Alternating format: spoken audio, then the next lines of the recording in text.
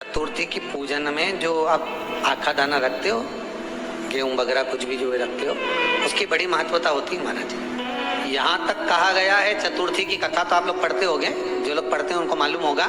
चतुर्थी की कथा में लिखा है, चौथ माता के व्रत में वर्णन किया गया है कि वो आखा दाना जो रखा जाता है, मान लो कोई जरूरी काम होता है तभी आखा दाना को रखा जाता है, संभाल के रखते हैं कि हम इस काम के लिए जा रहे हैं और हमारा ये कार्य सफल होना चाहिए। तो जिसने चतुर्थी का व्रत करा है, जिसने चंद्रदेव का पूजन करा, चतुर्थी का व्रत करा, वो गणेश जी से विनती करके वहां से 2-4 आखा दाना उठा ले, और जो व्यक्ति का काम अटक रहा है अपने ही घर का, पर दूसरे कुल को नहीं देना, अपने कुल के अंतर्गत जो काम अटक रहा है उसकी जेब में, उसके पल्लू में उस चीज को रख दिया जाए। तो चतुर्थी जो अगली आती है, जैसे आप महीने की करते हो तो महीने की, और आप जैसे करते हो कि 4 अलग बड़ी बड़ी चतुर्थी करते हो, तो उसके अनुसार आपका कार्य सिद्ध होता ही है। उस आखे दाने का इतना महत्व होता है क्योंकि चतुर्थी का व्रत करने वाली माता जब व्रत करती है तो स्वयं चतुर्थी की कथा में लिखा हुआ है कि पार्वती जी गणेश जी से चतुर्थी की कथा बचवाती। तो चतुर्थी की कथा जब होती है तो उसको स्वयं गणेश जी बाच रहे हैं। तो व्रत कौन सुन रही है? माता पार्वती। और आपने जो आखा दाना लिया वो गणेश जी के भाव से लिया, गणेश जी से निवेदन करके, विनय करके, प्रार्थना कर उसको प्राप्त किया। तो जिनकी यहाँ संपदा की कमी होती है, वैभव की कमी होती है, लक्ष्मी की कमी होती है, प्रतिष्ठा की कमी होती है, धन की कमी होती है, उसके लिए बुधवार के दिन अगर शंकर पर 1 लोटा पानी चढ़ाया जाता है तो जिन लड़कियों का विवाह नहीं हो रहा, जिन बच्चों का विवाह नहीं हो रहा, उन बच्चों के भी विवाह हो जाते हैं। हमारा बलवृद्धि से मतलब होता है जिस कन्या या वर का विवाह नहीं होता, 40 साल हो गए या 30 साल हो गए, या जब 28 के बाद में लड़का लड़की क्रॉस हो जाए कि 29 में, 30 में, 32 में, 34 में, 40 तक पहुंच गए और विवाह नहीं हो रहा, तब बेलपत्री के जो डाली होती है, उस डाली के मनकों से जो माला बनती है, बाजार में मिल जाती है बेल की माला, उस माला को भगवान शंकर को समर्पित कर बेलपत्री के वृक्ष के नीचे बैठ कर भगवान शंकर का पंचाक्षर मंत्र का जाप करना है। कौन सा मंत्र है? पंचाक्षर मंत्र कल बताया था, नमः शिवाय। अगर रसोई घर से भोजन में तुलसी डलकर अगर ठाकुर जी के सामने वो थाली रखी तो ये पक्का है वो थाली ठाकुर जी नहीं जीमेंगे, क्योंकि उसमें तुलसी रखी हुई आई है। हाँ, जब ठाकुर जी के सामने थाली रखा गई और तुमने थाली रखने के बाद में मंदिर के सामने बैठ के फिर तुलसी डाली तो ठाकुर जी उसको स्वीकार कर लेते हैं। क्यों? क्योंकि 33 करोड़ देवी देवता एक जगह पर विराजमान हैं। जब हम थाली रखते हैं, प्रथम देव उस भाग को ग्रहण कर ले। जब तक तुलसी डालते हैं, प्रथम देव अपनी दृष्टि हटा लेते हैं। समय होता है, एक टाइम होता है, एक पल होता है, एक घड़ी होती है कि गणेश जी महाराज हमारे घर में आ गए। गणेश जी की सबसे पहली जो आरती हो, उस आरती के समय पर अगर धूप बत्ती जलाई जाए या गोबरी को जलाकर उसमें गूगल छोड़ी जाए और गूगल छोड़ने के बाद गणेश जी का नाम ध्रुम वर्ण कह दिया जाए तो गणेश जी को तुम्हारे घर की पूजा स्वीकार करना पड़ती है। बस वो समय हम जानते, हम तो बस उतना जानते हैं कि शिव महापुराण में लिखा और मुद्गल पुराण में लिखा, गणेश पुराण में लिखा, गणेश जी का एक नाम होता है ध्रुम वर्ण। क्या नाम है?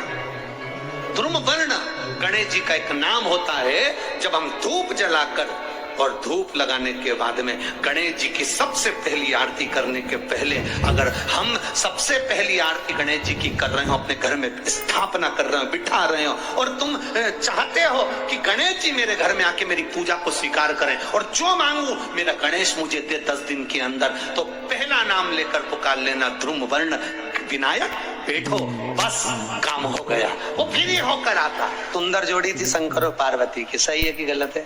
कभी नहीं झगड़ते थे। इसलिए पृथ्वी पर ना तो लक्ष्मी जी के व्रत हैं, ना ब्रह्माणी के व्रत हैं, ना इंद्राणी के व्रत है। अगर पूरी पृथ्वी पर सबसे ज्यादा व्रत किसके हैं? माता पार्वती। तीज का व्रत किसका? पार्वती का। चतुर्थी का व्रत किसका? पार्वती का। चौथ का व्रत किसका? पार्वती का। छठ का व्रत किसका? पार्वती का। जितने व्रत है सब माता पार्वती। गणेश जी मैया को प्रसन्न करने के लिए अष्ट रूप में धारण करते हैं। 8 रूप भगवान गणेश जी ने धारण किए। एक मयूरेश्वर गणेश, दूसरा सिद्धि विनायक, तीसरा बल्लालेश्वर, फिर वरद विनायक, फिर चिंतामणि, फिर गिरजात्मज, फिर भगवान गणेश विघ्नेश्वर अष्ट विनायक, फिर महागणपति। ऐसे गणेश जी के अष्ट नाम हुए। उस समय तिजोरी के अंदर जो गणेश की प्रतिमा रखी जाती है किस नाम से रखी जाती है? तो तिजोरी में हम जो गणेश की प्रतिमा रखते हैं वो वरद विनायक के नाम से रखते हैं। कौन सा गणेश? वरद। वरद विनायक के नाम से तिजोरी में गणेश रखते हैं। और वरद विनायक के नाम से गणेश जी तिजोरी में रखाते हैं। आपको कथा में कहा था घर में सीधी सूंड का गणेश और व्यापार व्यवसाय ऑफिस में उल्टी सूंड का गणेश होना चाहिए। वरद विनायक को तिजोरी में। जब मकान का गृह प्रवेश होता है तो गणेश जी की पूजन जो दरवाजे पर करी जाती है उसे सिद्धि विनायक गणेश कहते हैं। कौन सा गणेश? सिद्धि विनायक। जब हम घर में शुभ कार्य हो, बंदर बाल लगाएं, कोई दरवाजे पर शुभ लाभ लगाएं या स्वस्तिक बनाएं या माताएं दरवाजे पर रंगोली डाले तो उसी समय पर सिद्धि विनायक के नाम से रंगोली डालना चाहिए। तो घर में लक्ष्मी बढ़ती है, सिद्धता बढ़ती है। याद रखिए, कभी भी गणेश जी को, मिट्टी के गणेश जी लाते हो भादो महीने में, तो विसर्जन करो तो विसर्जन के समय पर 2 बिंदी, एक कंकु की एक हल्दी की, दीवार पर जरूर लगा देना चाहिए। क्यों?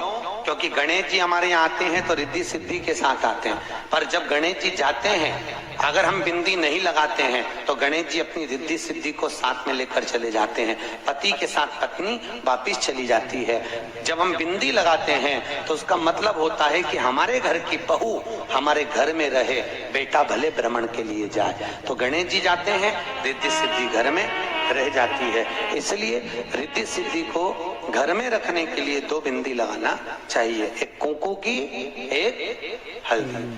रिद्धि सिद्धि। गणेश जी की प्रियता है दुर्वा। क्या प्रियता है? दुर्वा।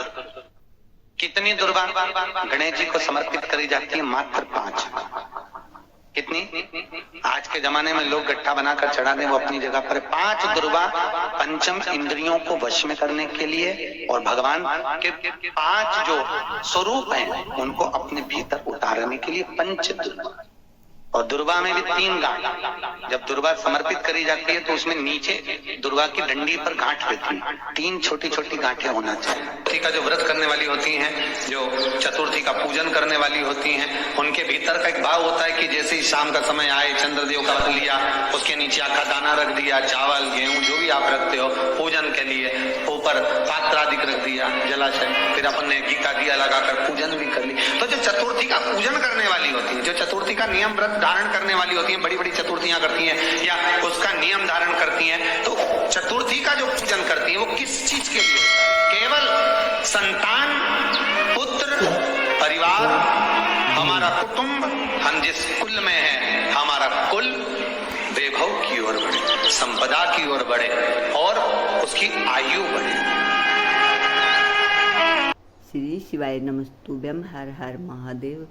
आप सभी का मेरे चैनल धार्मिक वीडियो पर स्वागत है। पूज्य प्रदीप मिश्रा जी ने चतुर्थी के बहुत अच्छे उपाय बताए हैं और पूज्य प्रदीप मिश्रा जी ने बताया है कि अगर हम भगवान गणेश की मूर्ति घर में स्थापित करनी है तो वो कौन सी सूंड की होनी चाहिए। और पूज्य प्रदीप मिश्रा जी ने बताया है कि जब बाहर दरवाजे पे हम गणेश जी की पूजा करते हैं तो सिद्धि विनायक के नाम से करनी चाहिए। आशा करती हूँ कि आप सभी को वीडियो पसंद आया होगा।